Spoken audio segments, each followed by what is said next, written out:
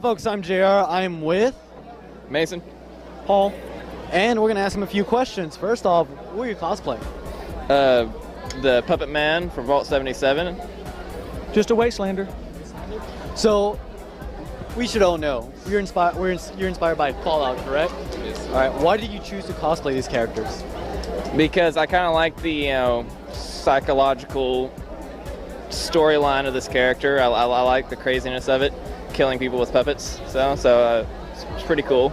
It sounds very interesting. Well, which one is he on? Is he in the new one or the? His lore was in 3. He never actually made an appearance in the game, but you just it's you a little bit of information. yeah. That's the best characters because your imagination just makes it go. Because you read the story, read the description, you're like, oh, I really wish I could meet him, but you still no, because it's better in here. It's better in here. And why are you cosplaying those Wastelanders? Well, the only reason I cosplay at all is because I find it's difficult to get kids into theater sometimes. Right. And I found that the world of LARP was a way for me to get the kids interested into some aspects of theater. More the technical side of theater, costume creation, props, we build props. The last event we went to, we built a stage because we created a community. And in the beginning, this will be our 4th year. In the beginning, they were kind of reserved about character creation and immersion. But as the years go on, they get deeper and deeper. And so for me, I've used cosplay and LARP specifically as a means to get the theater, to plant the seeds of that into the kids, you know what I mean? So just kind of grow their creativity, learning the skills to make it, because everything right here looks beautiful. You look amazing. So I'm wondering, how long did it take y'all? Well, I have several costumes. This one I actually did not make. I had it made, but the other ones I've made, they'll take a few months. You're always building on it. Like his is. The judges, maybe I can bribe the vote. We gotta follow. Oh, nice. My whole bag came loose in my all my bottle caps came loose in my bag. I have at least 300 of them in there. That's enough to buy a copy of Fallout 4. It is, isn't it? There you go.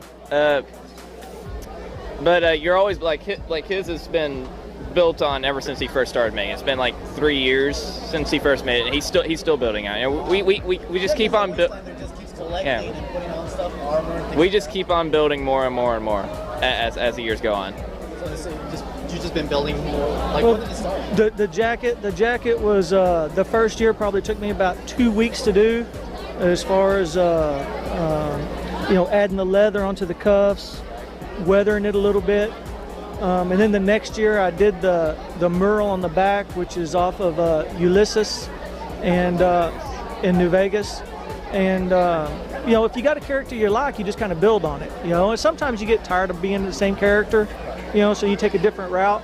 But this is by far my favorite character, and I like the world. So where do you stand in his moral grounds? Do you stand more evil, more good, or right in the middle? Well, there's if you don't mind me putting in a plug, there's a LARP event we go to every year. It's called Aftermath, and this year it's going to be in Waxahachie, Texas. It's next month, actually, April 16th. And my character has always been a trader, and I'm very neutral. I'm even neutral with raiders. So, but my goal, because I got other kids that I take with me to the games, so I can plant these seeds multiple times, you know what I mean? And so we kind of use the little lamplight. So imagine, if you will, that the little lamplights were taken over. I salvaged who I could, and I'm the one adult they choose not kill. And so I'm very neutral. I try to be very neutral with all the characters as much as I can. Okay, that's cool. Stand right in the middle. Don't side with much or because that way you can make more deals since you're a trader. Yes, that's pretty cool. It's a good way to make relationships when you're a trader, because I'll trade with raiders, whereas other people won't. The last game we was at, there was a group, the Boomers. They were hardcore against chemical use. Well, chemicals are how you keep the kids alive in the game. So we had conflict with the Boomers. We typically have conflict with the Legion because they like to slave. But it's just, there's a lot of dynamics in the game, and it's really cool. But this is our first con, and I really like it. I wish I could have brought all the kids. be fun. So that's incredible because like not only you're opening the doors for new people or the cosplay, but also for like character creation and just kind of like what's the word I'm looking for acting on the spot. Just basically like kind of like a real live action role playing game basically. And it's really cool because I like.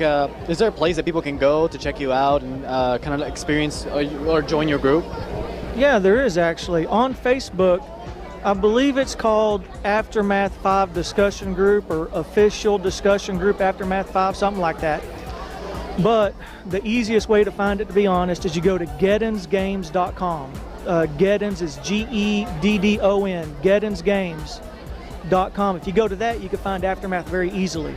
And this is our 5th year running, and there's people there. I want to put in a plug. There's a guy here named Abe Hill. He's the one that made this costume for my son and the laser rifle.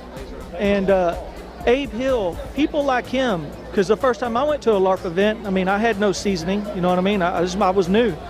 And it's people like that who I saw that got very immersed in their character that made me want to come back. You know what I mean?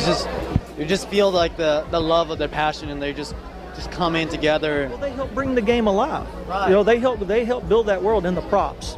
The people that are better at creating props and creating costumes, they're what make the event. That's awesome. All right, last 2 questions. What is some advice you can give for future cosplayers or cosplayers now? Whenever you're building a costume, don't think that anything is too much. Just because once you get to a point on your costume, you think, okay, that looks good. There's always gonna be something else you can add. Don't just stop there. Just keep on adding.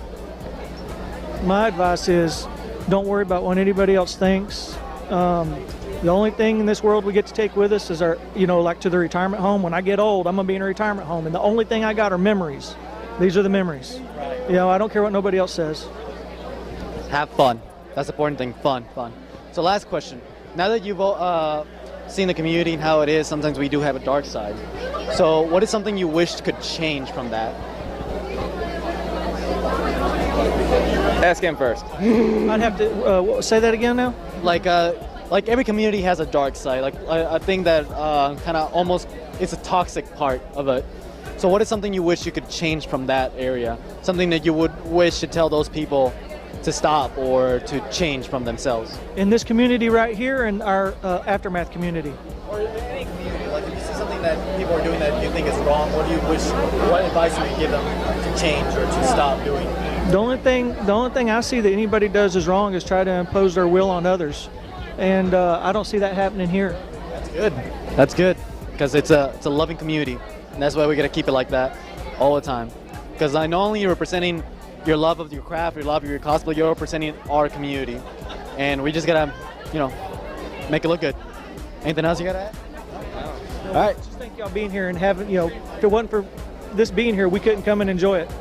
Right. It's a fun place. So keep having an awesome mini A-kon. Thank you very much. And remember, just have fun. Have fun. Bye.